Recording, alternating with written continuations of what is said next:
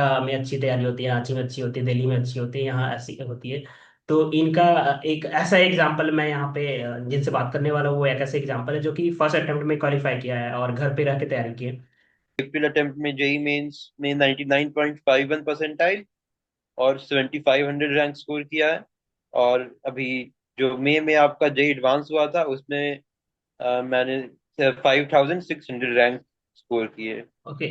तो कुछ होता है ना कि टेंथ के बाद बहुत सारे आपके फ्रेंड्स, आप जहाँ से टेंथ पास किए हुए थे, कुछ लोग दूसरे जगह पे जा रहे होंगे, कोटा जा रहे होंगे, दिल्ली जा रहे होंगे, रांची जा रहे होंगे। तो इस चीज़ को कैसे डिसाइड किया कि आपको घर में रहना है? जैसे 2020 के बाद ऑनलाइन फैसिलिटी आने से बहुत सारे लोगों को एडवांटेज। मतलब जो क्लासेस करता था शाम को होती थी, वो आपको 3-4 बजे से होती थी। और हर दिन का मतलब अलग अलग शेड्यूल होता था। तो क्लासेस के अलावा भी मैं मतलब जो होमवर्क मिलता था मॉड्यूल्स हो जाते हैं। और कोचिंग, जो ऑनलाइन कोचिंग वाले को भी पीडीएफ वगैरह मिलते हैं मॉड्यूल्स के।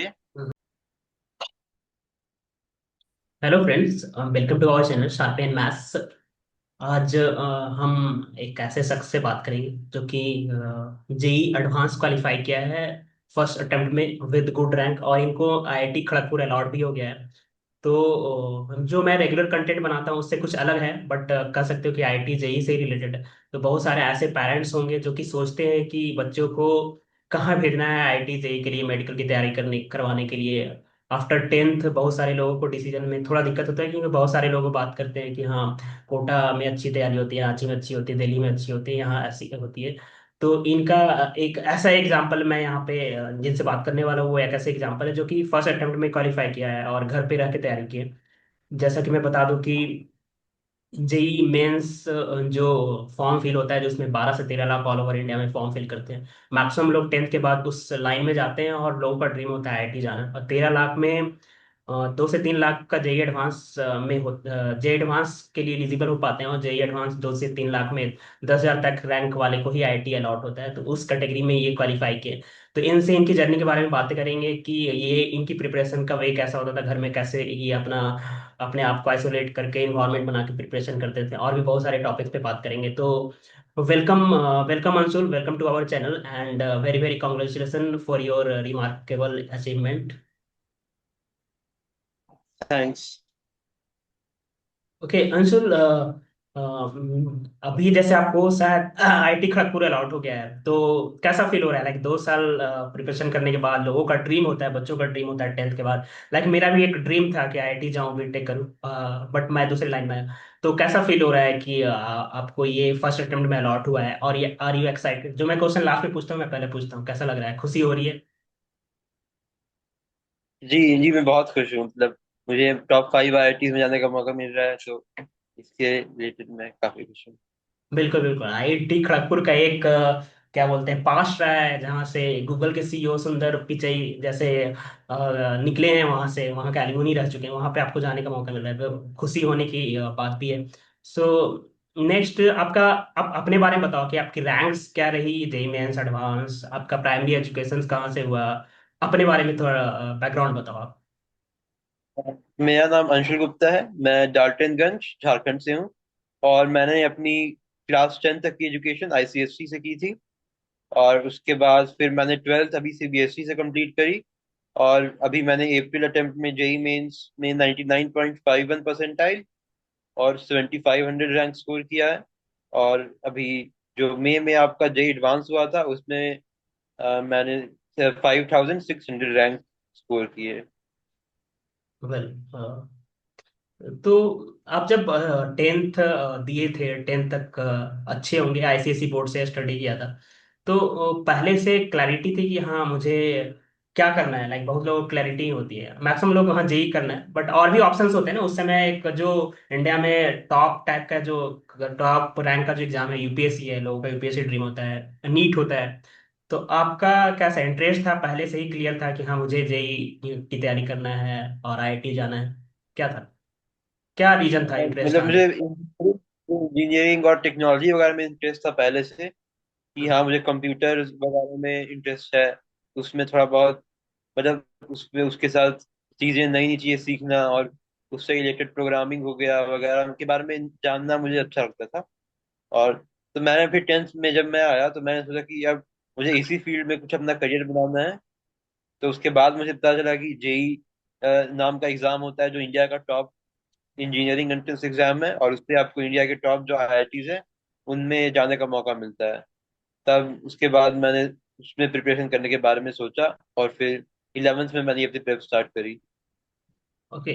तो वो कुछ होता है ना कि टेंथ के बाद बहुत सारे आपके फ्रेंड्स, आप जहाँ से टेंथ पास किए हुए थे, कुछ लोग दूसरे जगह पे जा रहे होंगे, कोटा जा रहे होंगे, दिल्ली जा रहे होंगे, रांची जा रहे होंगे।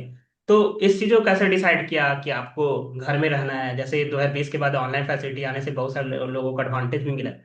तो वहां पे भी लोगों को थोड़ा फियर होता है कि हाँ, बातें करने से थोड़ा सा आता है। इस चीज़ को कैसे टैकल किया? इसमें पेरेंट्स का एडवाइस लिया, लोगों से बात किया, और एक बार कंटिन्यू कर लिए तो आप क्लियर थे? आपका माइंडसेट था कि हाँ हो सकता है, आप पहले से ही क्लियर थे, ऐसे सोच रहे थे आप?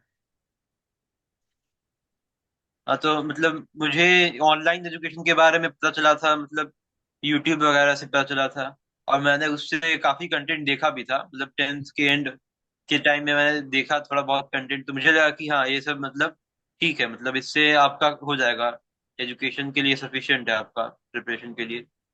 तो मैंने आयरन वगैरह का एंट्रेंस टेस्ट भी दिया था, उसमें भी मुझे ठीक ठाक स्कॉलरशिप मिल रही थी। लेकिन मैंने सोचा कि जरूरत नहीं है, ऑनलाइन से ही हो जाएगा। तो मैंने फिर 11th के स्टार्टिंग में ऑनलाइन कोर्स लिया था अन अकेडमी का। अन अकेडमी पीडब्ल्यू वगैरह से मैंने कोर्स लिया, और फिर मैंने अपनी प्रेप स्टार्ट कर दी थी 11th में, अप्रैल के टाइम से। हम्म। और मैं नॉन स्कूलिंग था, मतलब स्कूल नहीं जाता था, घर से ही पढ़ता था। Okay okay. वेल, तो ये बड़ा अच्छा एग्जाम्पल है। बहुत सारे लोग होते हैं, सोचते हैं कि हाँ, मतलब पहले था कि हाँ कोटा जाने की जरूरत है, पटना जाने की जरूरत है। जब वह फैसिलिटीज आ गई है, ऐसे कोचिंग इंस्टीट्यूट्स है, ऑनलाइन इंटरनेट इतना फ्रीली एक्सेस है, तो एक अच्छे तरीके से घर में रह के पढ़ा जा सकता है। बहुत सारे लोगों को हेल्थ इशू भी होता है, जो भी पेरेंट्स अपने बच्चों के बारे में सोच रहे हैं कि हाँ उनको यहाँ भेजना चाहिए, कहाँ तैयारी करवाने के लिए, तो एक बेस्ट एग्जाम्पल है ये। और भी चीजें बताएंगे कैसे कैसे किया, तो वो घर पे रह के किया जा सकता है। तो अंशुल, जो आपकी जो प्रिपरेशन स्टार्ट किया आपने, तो कैसे स्टार्ट कंटिन्यू किया? मतलब कोचिंग लिया आपने, कुछ बताया, नाम लिखा कोचिंग इंस्टीट्यूट्स का, आपके कोर्सेज अलॉट की। तो कोर्सेज जो क्लासेज का जो टाइमिंग होता था, उसके अलावा आपको क्या खुद भी स्टडी करते थे? क्लास में सारा चीजें स्टार्टिंग में फॉलो कर लेते थे, खुद स्टडी करने की जरूरत पड़ती थी? खुद कितना टाइम देते थे, क्लासेस कितने देर पढ़ते थे, और क्या वे रहता था, कैसे कैसे सिलेबस को आगे कंटिन्यू किया, कवर किया? हम्म। तो जब मैंने 11th में स्टार्टिंग करी, तो मैं मतलब जो 11th में मैं मतलब जो क्लासेस करता था शाम को होती थी, वो आपको 3-4 बजे से होती थी, और हर दिन का मतलब अलग अलग शेड्यूल होता था। तो हम्म। क्लासेस के अलावा भी मैं मतलब जो होमवर्क मिलता था, मॉड्यूल्स हो जाते हैं। कोचिंग, जो ऑनलाइन कोचिंग वाले को भी पीडीएफ वगैरह मिलते हैं मॉड्यूल्स के। हम्म। तो मॉड्यूल्स होते हैं और प्रीवियस ईयर क्वेश्चन होते हैं, मैं उन्हें ही करता था बस। ओके। शुरू में तो मैं उन्हें ही कर रहा हम्म। था। तो आपकी रूटीन क्या होती थी? मतलब ये आप जैसे बताया, 3 से आप 4, 6, 7 बजे 4, 5 घंटा क्लास करते थे, तो उस चीजों को कवर करने होमवर्क करते थे, या फिर जो क्लासेज में जो पढ़ा जाता है वो सब समझ में आ जाता था ऑनलाइन लेक्चर्स में स्टार्टिंग में, या फिर से उसको क्लास के बाद उसको रिकॉल करना पड़ता था, चीजों को देखना पड़ता था समझने के लिए? और जैसे आपने बताया कि आप क्वेश्चन बैंक या प्रीवियस ईयर क्वेश्चन लगाते थे, तो मॉड्यूल के ही क्वेश्चन लगाते थे कि अपने से भी कुछ बुक्स देखते थे, डॉट डॉट होता था, या फिर अलग से भी प्रीवियस ईयर्स के क्वेश्चंस को डाउनलोड करके लगाते थे? मॉड्यूल्स ही मैं तो लगाता था शुरू में, 11th में तो मैं मॉड्यूल्स लगाता था मतलब। ओके। और मतलब और जो मेरी रूटीन रहती थी मतलब उसमें तो उसमें मैं मतलब उसी अपने जो क्लास के जो टीचर बता रहे हैं उनके हिसाब से ही काम करता था। ओके। मतलब ओके। जो बोल रहे हैं वो करने को वही करता था फिर। नाइस। सो मतलब सही में बताया कि आप जैसे जैसे गाइड किया गया वैसे फॉलो किया। कुछ होता है कि हाँ, जैसे 3 बजे से क्लास है, तो 7 बजे तक किया, 8 बजे डिनर करने के बाद रात में भी कुछ लोग स्टडी करते हैं, रात में ज्यादा देर तक जगते हैं, कुछ सुबह में पढ़ते हैं। तो आपका रूटीन क्या होता था? आप कंटिन्यू करते रहते थे या कुछ और एक्स्ट्रा काम करते थे? या एक्स्ट्रा काम का मतलब एक्स्ट्रा किसी चीजों में टाइम देना, सोशल मीडिया हो गया, कुछ ऐसे एक्टिविटीज? हाँ मतलब वही है, मैं मतलब ज्यादा तो एक्स्ट्रा नहीं पढ़ता था, जो वो पढ़ा रहे थे उसके साथ साथ जो होमवर्क है वही कर रहा था। तो मैं मतलब रात को नहीं पढ़ता था वैसे एक्स्ट्रा। हम्म। मतलब आप जो है ना, उस जो जितना बताया जा रहा था मैं बस उतना ही करता था। और मतलब थोड़ा बहुत टाइम पास करने के लिए सोशल मीडिया वगैरह चला लेता था वैसे तो। हम्म। ज्यादा टाइम नहीं इस पे स्पेंड करता था। तो आप फेसबुक इंस्टा ये सब यूज करते हैं या कुछ और सोशल मीडिया ऐप वैप दूसरा यूज करते हो? फेसबुक वगैरह तो नहीं, मतलब यूट्यूब वगैरह ही टाइम पास के लिए यूज करते थे। Okay okay. राइट। तो स्टार्टिंग में कैसा आपका प्रिपरेशन का वे, जो भी कहाँ जहाँ भी क्लास लेते थे, तो जैसे एक टॉपिक कंप्लीट हो गया, फिजिक्स का कुछ टॉपिक कंप्लीट हो गया, डायमेंशन वेक्टर्स मैकेनिक्स, तो उसके क्वेश्चंस मॉडल को लगा लिया। तो टेस्ट सीरीज वगैरह में क्या आपका परफॉर्मेंस रहता था? टेस्ट सीरीज वगैरह भी होता था उस समय, या फिर सिलेबस कंप्लीट करने के बाद टेस्ट देते थे आप, या क्या होता था उसमें, कैसे करते थे? तो जो कोचिंग थी ऑनलाइन, उसकी खुद की टेस्ट सीरीज होती थी उसमें, मतलब बैच की टेस्ट सीरीज, तो उसी को देता था मैं। तो मतलब उसमें ठीक ठाक परफॉर्मेंस ही रहता था। हम्म। तो शुरू में तो उतना कुछ डिफिकल्टी नहीं आती थी, मतलब ज्यादा जो पढ़ा रहे थे मतलब क्लास में ही समझ आता था। कुछ राइट। कुछ अब मतलब एक दो टॉपिक हो, जैसे नए टॉपिक है, परम्यूटेशन कॉम्बिनेशन वाले टॉपिक हो गए आपके, तो उसमें शुरू में समझ में थोड़ा डिफिकल्टी आती थी। तो उसके लिए दोबारा लेक्चर देख लिया करता था। तो दोबारा लेक्चर देख लेने से और फिर लिख लेने से समझ आ जाता था। और फिर ओके। क्वेश्चन प्रैक्टिस करने के साथ धीरे धीरे वो आपको मतलब समझ आ जाता है टॉपिक। राइट। तो टॉपिक्स को दोबारा देखते थे, जैसे जो भी दिए वहाँ पे अवेलेबल होता है कोर्सेज, या तो फिर कुछ टॉपिक्स होते हैं वहाँ समझ में नहीं आया तो कुछ यूट्यूब लेक्चर्स भी देखते थे, स्पेसिफिक कुछ स्पेशल स्पेशल टॉपिक्स का, या गूगल करके, या कुछ कहीं से और भी पढ़ते थे आप, ऐसे कर किया करते थे? और कोई टॉपिक छूट गया, समझ में नहीं आया, उनका तरीका समझ में नहीं आया, ऐसा कुछ होता था? ऐसा तो मतलब नहीं होता था ज्यादातर, मतलब ज्यादातर चीजें समझ आ जाती थी क्लास में। अब एक दो चीजें समझ नहीं आई तो मतलब वही है, मैं लेक्चर दोबारा देख लिया तो उससे हो जाता था काम। मतलब ऐसा कोई डिफिकल्टी आया नहीं 11th में तो एटलीस्ट। तो आप कोई बुक पढ़ने की जरूरत नहीं पड़ी? कोचिंग्स मटेरियल्स, उनके लेक्चर्स, कोई बुक्स, कोई प्रीवियस ईयर का स्पेशली अलग से डाउनलोड करने की जरूरत नहीं प्रीवियस पड़ी ईयर उनके? मैंने मतलब मैंने लास्ट में बस करी थी, 12th के बाद में, जेई मेंस के पहले उस टाइम करी थी। हम्म। 11th 12th में मैंने ऐसे प्रीवियस ईयर ज्यादा लगाए नहीं। ओके। तो सिलेबस टाइमली कंप्लीट हो गया? सिलेबस बहुत बड़ा एक फैक्टर होता है जेई के एग्जाम के लिए, क्योंकि काफी ब्रॉड सिलेबस है। तो टाइमली सिलेबस कंप्लीट हो गया, उसके साथ साथ आपके भी कॉन्सेप्ट क्लियर हो गए, उसके क्वेश्चंस भी लगने लगे, आप पूरे माइंडसेट आपका क्लियर था, कॉन्फिडेंट थे, हाँ मेरी अच्छी प्रिपरेशन चल रही है, स्मूथली सारा चीज चलते गया? कुछ लोगों का ऐसा होता है, कुछ लोगों को थोड़ा सा एम्बिग्यूटी होती है। हाँ। वही है, मेरी 11th में तो मेरी अच्छी चली थी प्रिपरेशन, मतलब शुरू में और हम्म। उसके एंड तक मतलब ठीक थी प्रिपरेशन। फिर लेकिन थोड़ा बहुत हो गया कि बर्नआउट टाइप हो गया, कि मतलब वही चीज कर करके थोड़ा रूटीन से थोड़ा भटक गए। फिर हम्म। 12th में मेरा थोड़ी थोड़ी दिक्कत आने लगी, 12th के स्टार्टिंग में। हम्म। तो मतलब 12th में मेरा मतलब समझिए कि 12th के आधे टाइम मेरा थोड़ा बर्बाद हो गया, वेस्ट हो गया समझिए। तो ओके। 12th अब। में मेरा थोड़ा ज्यादा टाइम वेस्ट हो गया। हम्म। तो उसमें 12th में मैं सिर्फ लेक्चर लगाता था, होमवर्क वगैरह प्रैक्टिस नहीं कर पाता था। इस हम्म। कारण से हम्म। ज्यादा हाँ। टाइम वेस्ट हो गया 12th में। हम्म। थोड़ा अप डाउन्स होते हैं, बट अगर आपको अगर रियलाइज हो रहा है कुछ चीजें, आप एनालाइज कर पा रहे हो कि वहाँ कंसिस्टेंट रहते तो कुछ और आप अच्छा रैंक कर सकते थे, ऐसा कुछ लगता है आप एग्जाम क्वालिफाई करने के बाद कुछ चीजें और अच्छा करते हैं, कुछ टॉपिक्स और स्ट्रॉन्ग करते तो और अच्छा होता है? हर लोगों को थोड़ा थोड़ा लग जाता है, और ये ग्रोथ का साइन भी है। तो आपको ऐसा कुछ लगता है, जैसे आपने बताया 12th में ऐसे गड़बड़ हो गया था? वही 12th बहुत मतलब वेस्ट हो गया ना, वही दिक्कत हो गई, 12th में कंसिस्टेंट बिल्कुल नहीं था। और हम्म। फिर 12th के मतलब एंड में अक्टूबर नवंबर में जाके मतलब बहुत सारी मतलब जो केमिस्ट्री वगैरह मेरी बहुत वीक थी 12th की। तो हम्म। उसके लिए मैं मतलब वन शॉट वगैरह बस लेक्चर देख लेता था सब में, हम्म। क्वेश्चन प्रैक्टिस नहीं कर पाता था हम्म। मॉड्यूल्स वगैरह की। तो उससे थोड़ी वीक हो गई 12th की केमिस्ट्री वगैरह टॉपिक्स जो थे। तो फिर मैं बस वही वन शॉट देख लेता था यूट्यूब से, तब मैं यूट्यूब यूज करने लगा, यूट्यूब से वन शॉट देख लेता था। ओके। तो जैसा हम लोगों का एक्सपीरियंस है, मेरा एक्सपीरियंस है, केमिस्ट्री स्कोरिंग सब टॉपिक होता था जेई के एग्जाम के लिए। मैं 2012-13 में जे एडवांस दिया था, और केमिस्ट्री आप बता रहे हो वीक रहा है, और उसके बाद भी अच्छा रैंक क्वालिफाई किया। तो हाँ मैं आपका, मैथ तो फिर हाँ, मैथ हो गया, फिजिक्स हो गया, केमिस्ट्री, तो इसमें टॉपिक्स आपको सबसे आसान क्या लगता था? मतलब सब अच्छा लगता था, या सब हो जाते थे, या कुछ टॉपिक्स आपका ज्यादा स्ट्रांग था, कुछ वीक था, क्या था आपका? वही और मैं ये फिजिक्स में वही मैं फिजिक्स में मेरा मैकेनिक्स वगैरह स्ट्रांग थे टॉपिक, 11th के टॉपिक बहुत स्ट्रांग थे। जो हम्म। मैकेनिक्स होता है, रोटेशनल डायनामिक्स हो गया, वो सब मेरा स्ट्रांग था। और मैथ्स में मेरा परम्यूटेशन कॉम्बिनेशन और जो अलजेब्रा का टॉपिक्स होते हैं आपके, वो सब स्ट्रांग थे मेरे। मतलब 11th के मेरे सारे टॉपिक स्ट्रांग थे, हम्म, फिजिक्स और मैथ्स के। और 12th में भी ज्यादातर स्ट्रांग ही थे, मेरा कैलकुलस भी स्ट्रांग था मैथ्स में। ना मैं ध्यान नहीं दिया तब भी था, वो ठीक था, लेकिन केमिस्ट्री में बस खराब था, हो गया।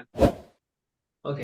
तो केमिस्ट्री में जैसे दो पार्ट होता है ना यार, इनऑर्गेनिक केमिस्ट्री, ऑर्गेनिक केमिस्ट्री।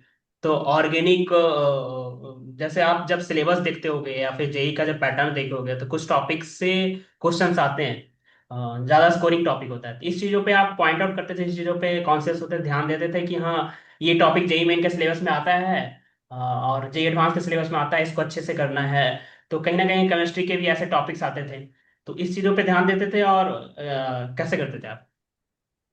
वही तो, मतलब जो मैं नवंबर के एंड में, मतलब 12th में, मैंने सिलेबस मेरा कंप्लीट नहीं हुआ था उस टाइम तक। हम्म, लेकिन मैंने टेस्ट सीरीज, मतलब टेस्ट, एक अलग से टेस्ट सीरीज भी ले ली थी, जो फुल टेस्ट सीरीज होती है, फुल सिलेबस टेस्ट उसके हम्म, लिए। और हम्म, मैं उन्हें देता था।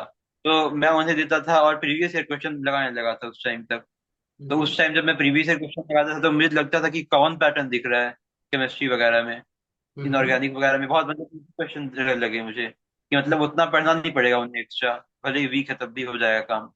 तो हम्म, उसके लिए मैं बस वन शॉट देखता था और वही क्वेश्चन लगा लेता था जो ज्यादा आ रहे हैं। हम्म, और मतलब उनके आने की प्रोबेबिलिटी ज्यादा थी, और वो आए भी वैसे क्वेश्चन। तो उनसे फायदा हुआ प्रीवियस ईयर क्वेश्चन लगाने से, और फिर वो जो हाई वेटेड टॉपिक हो गए उनसे। ओके। सो फुल लेंथ जैसे आप बताया, आपने बताया, जैसे आपने बताया फुल लेंथ टेस्ट आप नवंबर दिसंबर में स्टार्ट कर दिए थे। तो उस समय तक का आपका सिलेबस कंप्लीट हो चुका था, overall physics chemistry math JEE mains के जो सिलेबस आते हैं उस सारे टॉपिक्स खत्म होने के बाद फुल लेंथ स्टार्ट किया था टेस्ट सीरीज देना?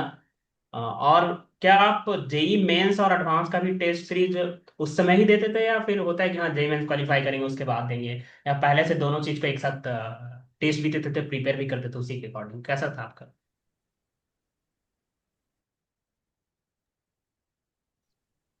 हेलो। हाँ बताइए। हेलो, हाँ। तो मैं टेस्ट सीरीज जो है जेई मेंस की मैंने जो ली थी, पहले तो मैं जेई मेंस की टेस्ट सीरीज देता था।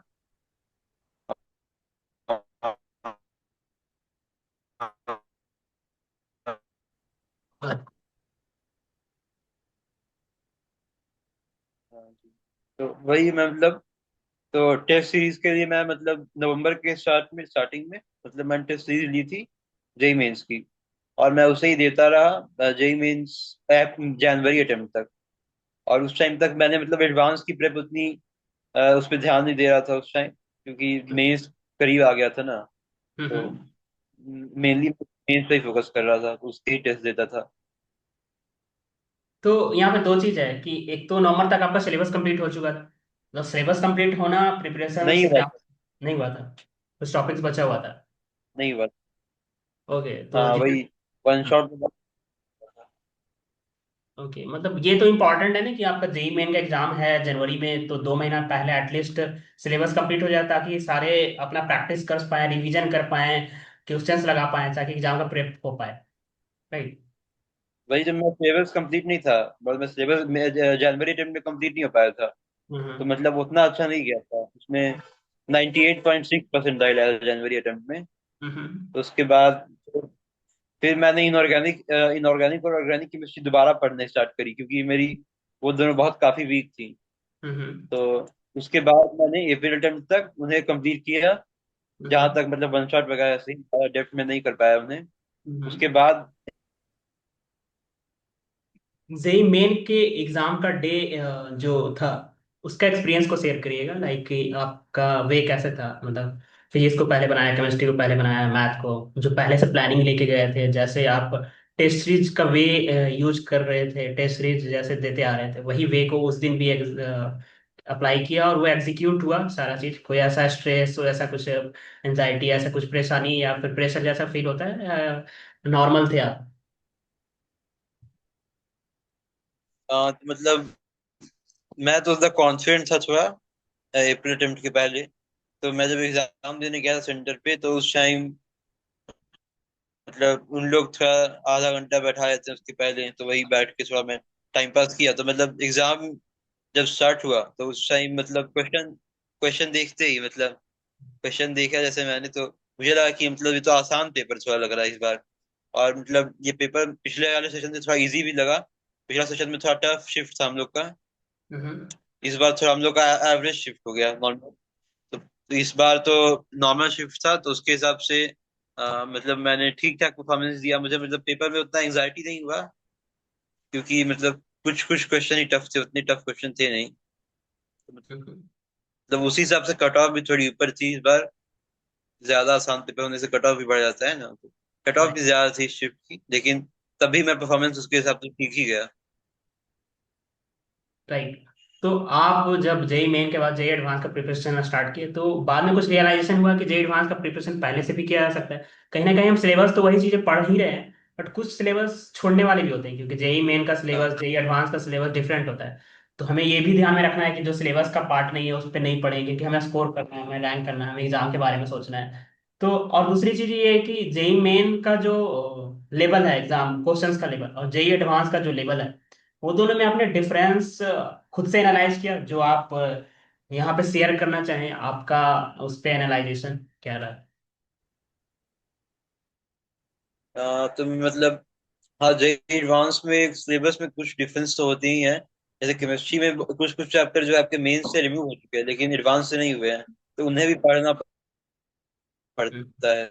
हम्म। लेकिन मतलब मुझे मेरे पास उतना टाइम था नहीं उस टाइम कि मैं उन्हें पढ़ पाऊँ और उन्हें कंप्लीट कर पाऊँ।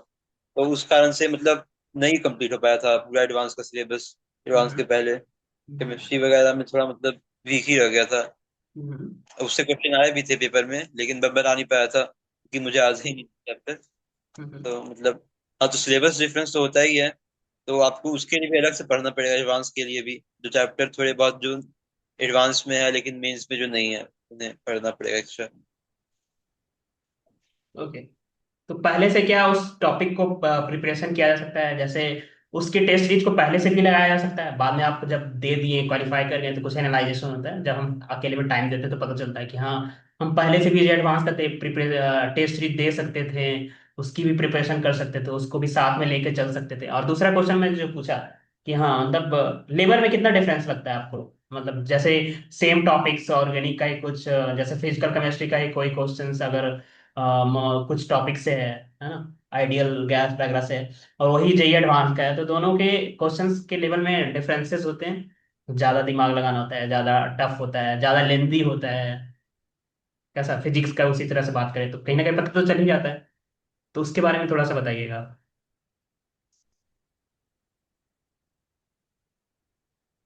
हाँ, तो इस बार थोड़ा नॉर्मली लेवल का था, लेकिन पेपर टू जो था वो काफी टफ था इस बार। मतलब हम्म। इस साल पेपर जो आपका आया था थोड़ा टफ आया था हर साल के कंपैरिजन में। हम्म। और मतलब जो इस बार लेवल थे आपके फिजिक्स केमिस्ट्री मैथ में, तो फिजिक्स में तो काफी अच्छे अच्छे क्वेश्चन थे पेपर टू में।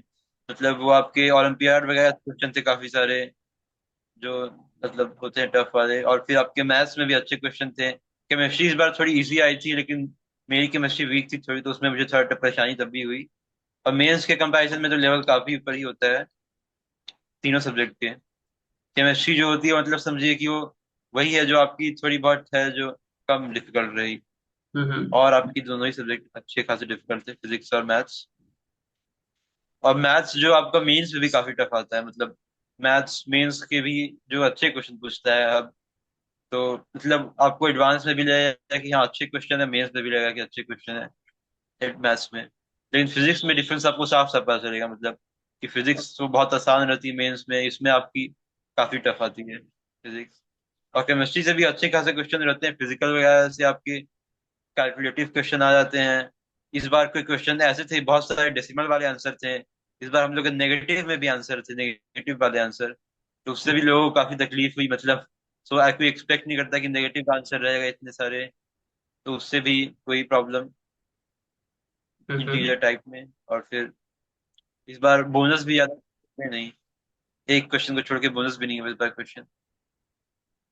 करेक्ट। तो वेल, पेपर आपका मतलब टफ क्वेश्चन टफ थे और क्वेश्चन में भी टफ थे। राइट।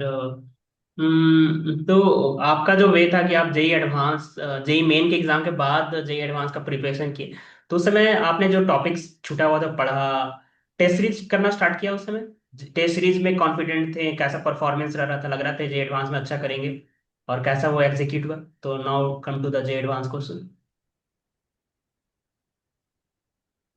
तो मैं मतलब टेस्ट सीरीज में मेरे मेरे मतलब डिसेंट स्कोर आते थे, मतलब 120 to 180 आते थे। कभी कभी ज्यादा बेटर आ गए प्रीवियस ईयर को पेपर में। उन्हें भी देता था एज मॉक्स, मैं प्रीवियस ईयर पेपर को भी मॉक्स की तरह देता था। उनमें भी कभी कभी अच्छे आते थे मार्क्स, कभी खराब आते थे। तो मतलब उतना कॉन्फिडेंस नहीं आता था कि मतलब क्या होगा, कुछ उतना आइडिया नहीं था क्या होने वाला है पेपर के दिन। डिपेंड करता है पेपर कैसा होगा। हम्म। उतना अच्छा नहीं गया, मतलब मेरा पेपर सोचिए कि ट्वेल्थ हैवी था मेरा और ट्वेल्थ ही मेरा वीक था। तो उससे मुझे थोड़ी डिफिकल्टी आई पेपर में कि मैं हम्म। ट्वेल्थ वीक होने से नुकसान होता है। कोई अगर आप एक ईयर आप वीक करके जाएंगे, ट्वेल्थ है 11th, तो दिक्कत आएगी। और इस बार ट्वेल्थ हैवी पेपर आ गया तो थोड़ा हो गया मुश्किल। और डिलीटेड टॉपिक्स जो रहते हैं मेंस के, उनसे भी क्वेश्चन आए थे केमिस्ट्री वगैरह में, तो उससे भी थोड़ी प्रॉब्लम हुई। Okay.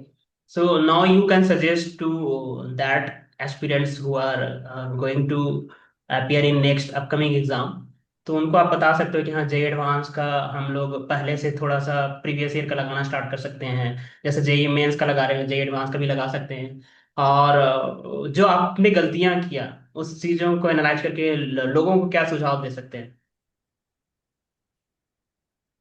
तो मैं मतलब कहना चाहूंगा कि आपको एडवांस के लिए प्रेप भी आपको मतलब सोचिए कि जनवरी से पहले ही स्टार्ट कर देनी चाहिए। एडवांस के लिए भी एक्स्ट्रा हम्म। जो टेस्ट सीरीज है उसके लिए देनी स्टार्ट कर देनी चाहिए। वैसे प्रिपरेशन तो आप मतलब पूरे टाइम ही कर रहे होते हैं, 11th 12th में भी तो आप एडवांस के क्वेश्चन लगा ही रहे होते हैं हम्म। अपने मॉड्यूल्स वगैरह से।